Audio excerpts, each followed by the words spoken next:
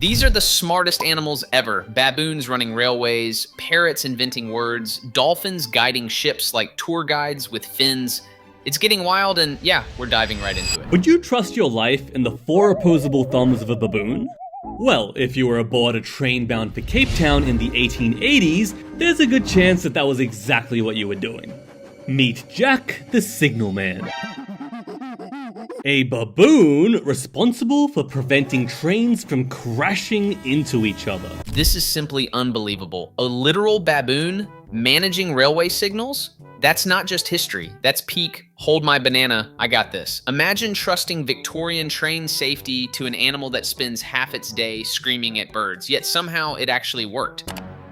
But who gave him this important job in the first place? Well, it all started with a man named James Jumper Wide. He was a signalman who was famous for jumping between rail cars, until he fell and lost both of his legs.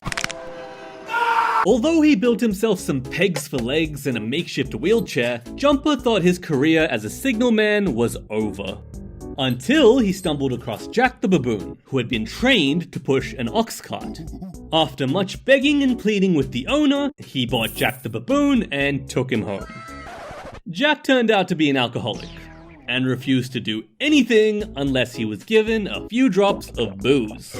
And so, with enough encouragement, Jumper was able to train him to push his wheelchair to work. Don't drink and drive, kids. Jack would watch Jumper hard at work at the levers every single day. Approaching trains would blow a certain number of whistles, which corresponded to the track they wanted to be transferred to. And Jumper would hobble around with great difficulty and set the right levers for the train. And just by observing, Jack was able to learn and memorize these sequences. It didn't take long till Jumper let him try flipping the levers himself, and soon, Jumper had given the monkey full control. But it didn't take long for railway authorities to receive a complaint from a passenger, and after confirming the ridiculousness for themselves, they fired the pair on the spot. Jumper pleaded with authorities to let Jack prove his abilities, and after harassing them for days, they eventually agreed to give him a chance. And Jack's performance left them speechless. In fact, Jack had performed so well that they made him an official employee of the railway, with a salary of 20 cents a day and a half a bottle of beer weekly. A baboon on payroll. This is corporate history at its funniest. The dude wasn't just a pet, he was literally paid in coins and beer like some Victorian intern. And the craziest part, he nailed the job, memorizing whistle codes with scary precision. Imagine passengers realizing their train safety depended on a tipsy primate. That's not incompetence, that's industrial era genius. I don't know what Jack needed the money for, but he definitely made good use of that alcohol. And after being employed for 9 years in the railway, Jack never made a single mistake, performing his job even better than a human could. He eventually died of tuberculosis in 1890, and his skull resides in Albany Museum to this day. Oh, but memorizing a bunch of lever positions is easy. Well, why don't we play a memory game then? I'm gonna show you 5 random numbers between 1 and 9, and I'll hide them after a short amount of time, and you need to recall their positions in ascending order. We'll start easy. Ready, set, go. Okay, so get your answers ready now. If it was 2, 3, 6, 8, and 9, then good job. I think most of you got that. Now, let's ramp up the difficulty. Ready, set, go. Yeah, I'm gonna guess none of you got that one. But guess what? Ayumu the chimpanzee did. Ayumu is a part of the eye research project in Kyoto University, and he's really good at this memory test. I mean, look at that speed. Look at that technique. The project was actually started to research Ayumu's mum, Chimpanzee Eye, the first chimp in the world able to represent numbers with Arabic numerals, and she even liked to paint for fun. So naturally, big brain mum, bird's big brain son. Ayumu answered the memory test correctly with an accuracy of 79% on average, maintaining his accuracy even with shorter test times. This was compared to human subjects on the same test, and, well, this is what their graph looked like.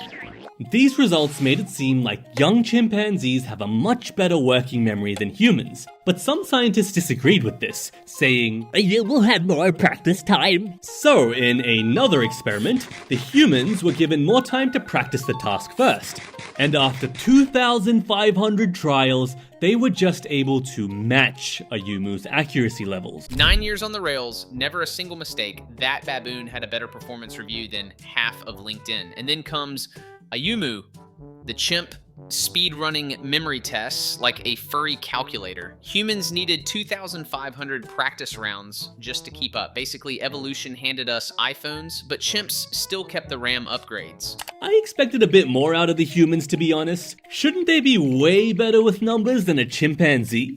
Well, speaking of numbers, Clever Hans was a horse from Berlin in the 1900s, who seemingly had the ability to do quick math. His owner would ask him a question, and Clever Hans would answer by tapping his hoof the correct number of times.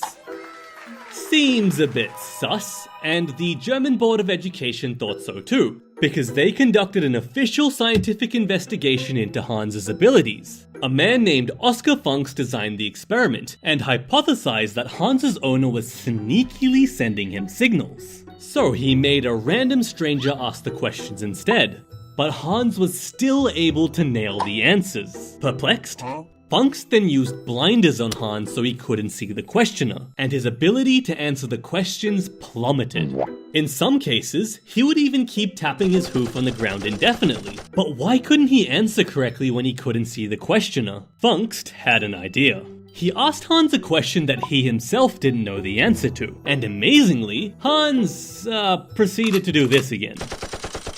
The conclusion Funks came to was that Hans was able to pick up on subtle, involuntary gestures from the questioner when his answer reached the right number.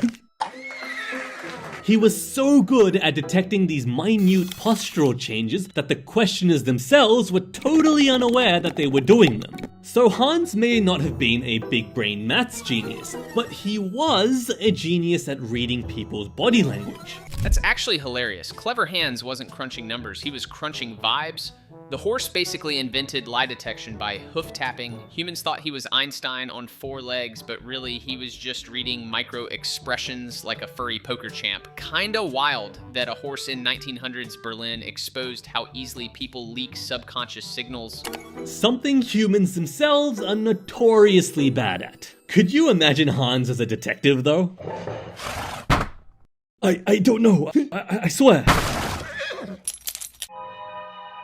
This whole occurrence coined the term the Clever Hans effect, where an animal predicts what someone wants them to do without actually understanding their own actions.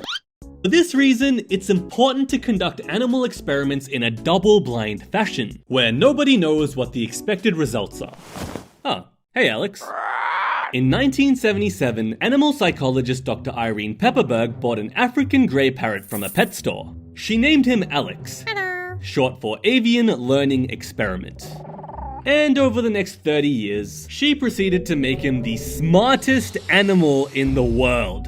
Alex had a spoken vocabulary of over 100 words, but instead of just imitating words, he seemed to have an understanding of what they actually meant. He could label objects correctly based on their shape, size, color, or material, and even created his own words, like when he was shown an apple for the first time and called it a banary, combining 2 words he had already learnt, banana and cherry. Ooh, look at the smart bird brain. I freaking love Alex. Alex wasn't just talking, he was thinking. The parrot basically hacked language, inventing mashups like bannery decades before TikTok slang. Scientists wanted a lab subject, but they accidentally got a feathery philosopher. And honestly, a bird flexing vocabulary and object recognition, that's more useful than half the smart devices sitting in our living rooms. Alex also showed genuine anger or surprise when the researchers tried to trick him during tests. If Alex asked for a banana and they gave him a nut instead, he would throw it back. Foolish human. He also got frustrated with his fellow research buddies when they answered wrong. How many blocks are there? 4? The freakiest part was when he looked in the mirror one day and asked, "What color?" This was the first instance in history of an animal subject asking a question. That too, an existential one. Why are we still here? just to suffer. There's plenty of past examples of animals communicating with humans using sign language and whatnot, but not a single one has asked a question. It's always been, give food, give drink, leave me human, and give food. The cutest thing was that every night before Dr. Pepperberg locked the lab up, Alex would say, You be good. I love you. See you tomorrow. and those would be his last words before unexpectedly passing away one night at the age of 31. Alex wasn't just a smart bird, he was basically a tiny feathered philosopher. Throwing food when tricked, that's toddler level pettiness. Asking a question in the mirror, that's straight up existential crisis territory. And those final words, you be good, I love you, sound less like a parrot and more like the emotional finale of a Pixar movie. So far, all of these smart animals have been in some form of captivity, but what about a big brain animal in the wild? In the late 1800s, ships had great difficulty navigating a treacherous stretch of water called Cook's Strait. It was notorious for wrecking ships, and sailors were terrified of passing through. One day, as a ship named the Brindle approached, the crew saw a Risso's dolphin bobbing happily in front of them. And of course, as humans always do, they proceeded to try and kill him. Thankfully, the captain's wife managed to talk them out of it, but to their surprise, despite the threats to his life, the derpy dolphin began to guide the ship safely through the dangerous waters. And from that day onwards, he did the same for every ship passing through. He was given the name Polaris Jack. When he navigated, not a single shipwreck occurred. Sailors would even refuse to enter the strait unless Polaris Jack had appeared to guide them. This continued until 1904, when someone aboard the SS Penguin fired their rifle at the dolphin. Polaris Jack was injured, and he disappeared. The people were devastated, and a law was passed under the Sea Fisheries Act, protecting him from any other attacks on his life. I wouldn't be surprised if he decided to never help out a human again, but on one fateful day, Polaris Jack reappeared. Hey guys. He was a kind-hearted, forgiving creature, ready to help out humans in need again. Except for the SS Penguin, which ended up shipwrecked in the same waters in 1905. And after being a companion to sailors for over 24 years, Polaris Jack was last seen in April of 1912. There were various speculations about his disappearance, but I'd like to think that he found a nice place to retire in after a long, fulfilling life. He seemed like a pretty cool dude and is fondly remembered as a hero to many New Zealanders. It's really amazing how all these animals were so smart, and it's also amazing how I am a dumb doggo. See you next time.